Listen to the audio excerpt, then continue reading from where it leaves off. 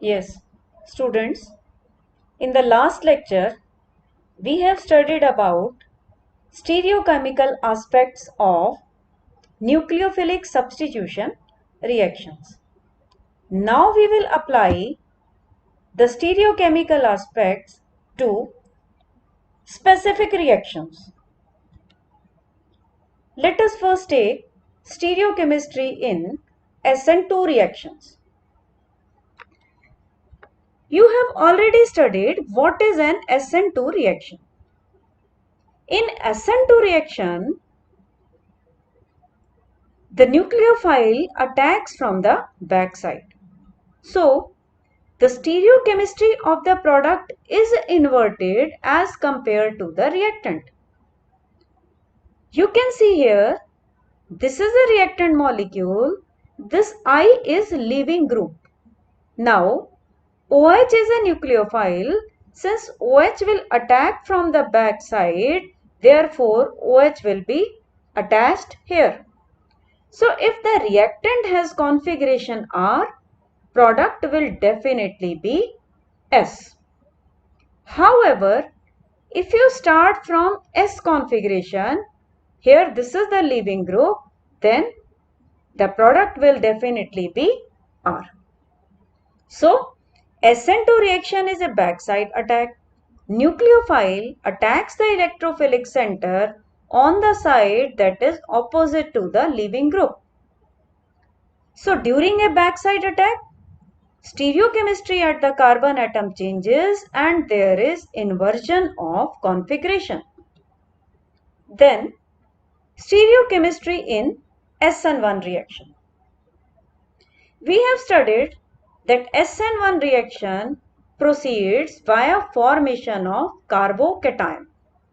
So, in case of optically active alkyl halides, SN1 reactions are accompanied by racemization because the carbocation formed in slow step is sp2 hybridized and planar. Planar means it is achiral.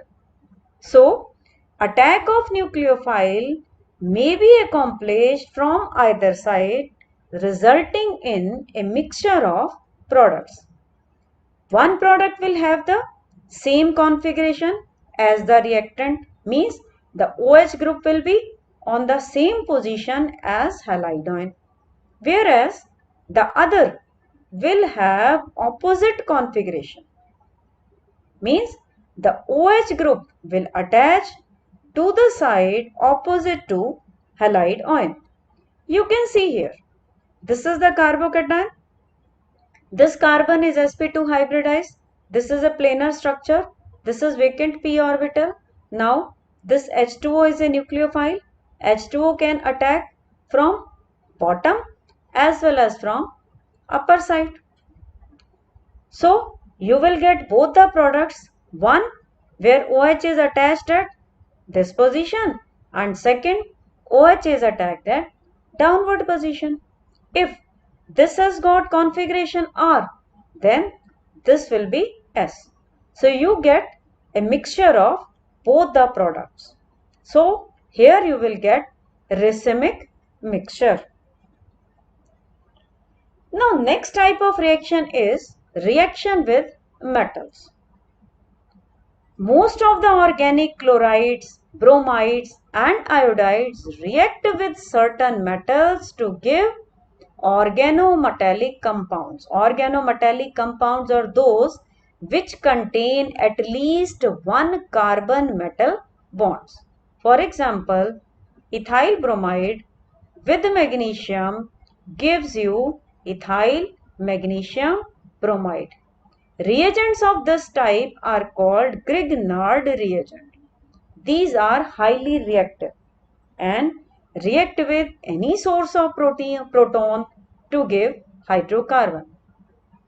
This reaction is conducted in the absence of moisture because it reacts with water, alcohol, amines. So if moisture is there, then RMgX will react with the water to give you alkene. Alkyl halides on reaction with lithium will form another organometallic compound with lithium. Then we have Wurtz reaction. Alkyl halides with magnesium in the presence of dry ether will give us higher alkanes. From here, sodium halide will be removed to give us higher alkane. For example, two molecules of methyl chloride with sodium atom will give us ethane. If it is 2-chloropropane on reaction with sodium in the presence of ether, the product form will be 2,3-dimethyl butane. In Wurtz reaction, the number of carbon atoms become double as those present in the alkyl halide. So that was all about the reactions of alkyl halides. Now let us come to reactions of haloarine. This is haloarine. Like alkyl halide, these also undergo nucleophilic substitution reactions. Reason is same. R is an electronegative atom. It will attract the electron pair towards itself, creating a slight positive charge on this carbon. However, they are much less reactive than haloalkenes. There are various reasons for this, and first we have resonance effect. You can see we can make these 5 resonating structures of haloarine. In first two, there is a delocalization of pi electrons, but in this reaction you can see halogen, because it is having lone pair of electrons, one electron is shifted to this carbon. In turn, carbon will shift the electron to adjacent carbon. So this third structure will be formed. Similarly 4 and then 5. So due to resonance, this you can see this bond, carbon halogen bond. Here it is a double bond. Here also it is double bond. Here also it is double bond. So it acquires slight double bond character. So it becomes difficult to break. Moreover, the bond length of double bond is short. So short bond length also imparts stability to aryl halides. Second reason is hybridization of carbon.